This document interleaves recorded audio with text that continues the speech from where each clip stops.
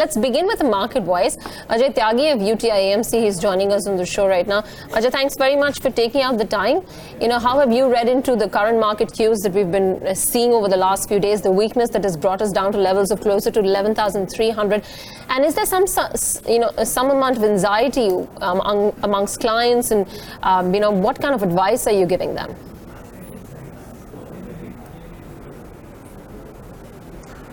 So, you see, our own reading of the current market situation is that the market really is seeking growth, and that has been falling short across sectors. So the current bout of anxiety in the market, if I take aside the issues related to surcharge on FPIs, which have been classified as association of persons, then truly the anxiety is on account of lack of growth in the overall economy, and that transmitting into lack of growth for sectors across the economy, including the consumption sectors. And the fact that the government is extremely serious about the fiscal deficit also leaves no room for priming the pump and kickstarting the capex in the economy. So to that extent, the markets are now building in lower growth. As far as we are concerned, I think the very short kind of advice that we always give to our clients is that over a fairly long period of time, equity as an asset class gives you the best outcomes, and therefore each client has to look at his or her own asset allocation by sitting along with their advisors and IFAs, and therefore work out the numbers in terms of how much they have to invest into equity and how much into fixed income. And timing the market usually never helps. So to that extent, this may be a good time for investors who are incrementally putting in money into the markets. But obviously, they'll have to look at the medium to long term, which is about 3 to 5 years, when they take this decision. Right. Yeah. Your sectoral preferences and your exposure lies mainly within the financial space, and within the financial space also it's within those larger quality names that have been actually seeing the brunt of the selling pressure this time off. So HDFC Bank, Bajaj Finance, HDFC Limited, Kotak Mahindra Bank and IndusInd Bank are some of your top holdings. How would you say that this probably is something that shouldn't worry you, because a quality name like Bajaj Finance or HDFC Bank does not lose its luster just because it falls 3% for one single day? Sure. No, actually it doesn't. If you see, the current bout of selling started again on account of slowdown related worries. There is a general slowdown in the economy, and therefore for somebody who's financing consumption, i.e. players like Bajaj Finance, obviously there is this worry about their own advances growth slowing down. Now, see, we have no control over how these banks grow in a particular quarter or in a particular year. I think our view on these banks and some of these high quality NBFCs is predicated on the fact that they are one of the best in terms of their underwriting standards. Their asset quality is pristine. They have strong ability to source credit internally, and then quite frankly underwrite this credit while maintaining strong NIMs, translating into strong ROA outcomes. And I think nothing changes insofar as these vectors are concerned for the high quality names that we are holding. Markets would always have their own mood in terms of sometimes punishing quality, sometimes rewarding quality, but in the fullness of time, I think these are the names which to our mind should lead to one of the best outcomes over the next 3 to 5 years. Yeah. Okay. Hi Ajay, good afternoon. This is Navneet. What are the cash levels you guys are currently sitting on? Hi. So actually we don't play around with cash levels. Usually our cash levels remain between 2 to 4% of the fund size.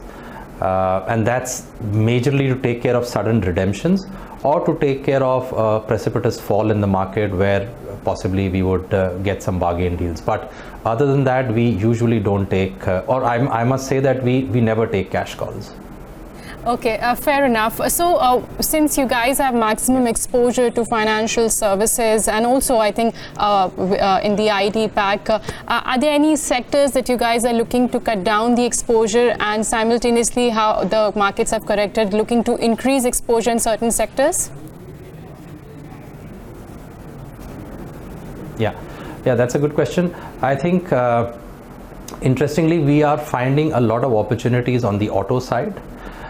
For various reasons, the entire auto sector, which includes auto ancillary, has corrected very sharply over the last 6 to 9 months, and we are clearly seeing some very high quality names there which would stand the test of time, which have a very robust business model, which have strong moats built around their business model, and therefore would again start to show growth as soon as the issues which are plaguing the sector settle down over the next couple of quarters. So we have been and we are looking at increasing exposure to such names. So auto clearly is one sector where we would be interested in increasing our exposure. I think if the correction in some of the names in the financial space that we like continues, we would be tempted to increase exposure there as well. But why auto? I mean, are you being contrarian out here?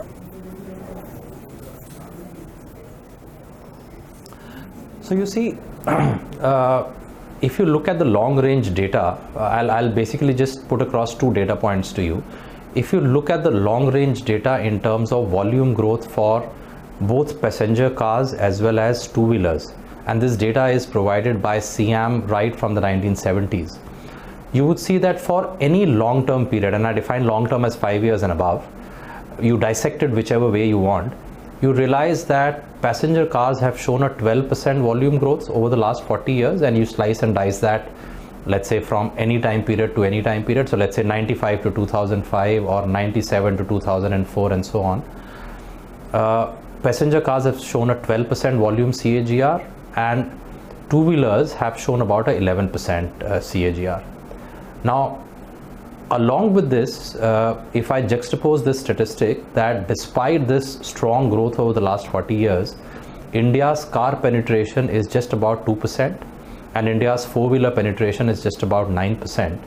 When the world averages are on the passenger car side 20% plus, you would realize that this growth is basically going to continue for the medium to long term, and therefore what we are witnessing in the last 2 or 3 quarters is an aberration rather than the new normal.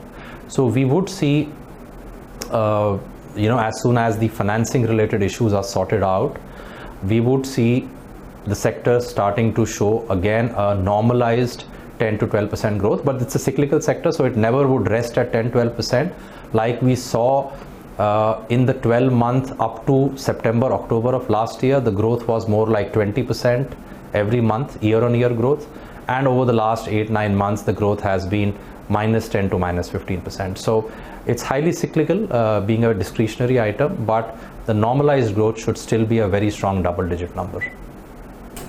Okay, well, the knock-on effect of liquidity crisis has definitely been seen, Ajay, in the auto space. I'm just going back to your first answer. You said market sentiment is weak, and also because of higher surcharge now being levied on FPIs who are registered as non-corporates, that may have spooked the sentiment.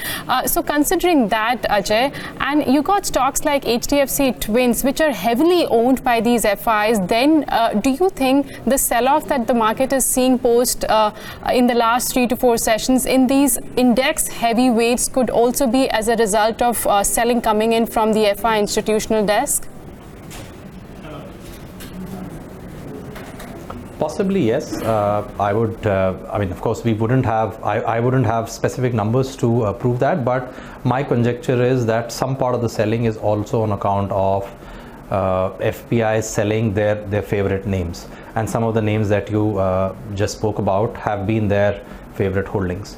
But I would also haste to add here that we usually look at the fundamentals of the business rather than technical factors like who's selling what and where can the selling be more intense than the others.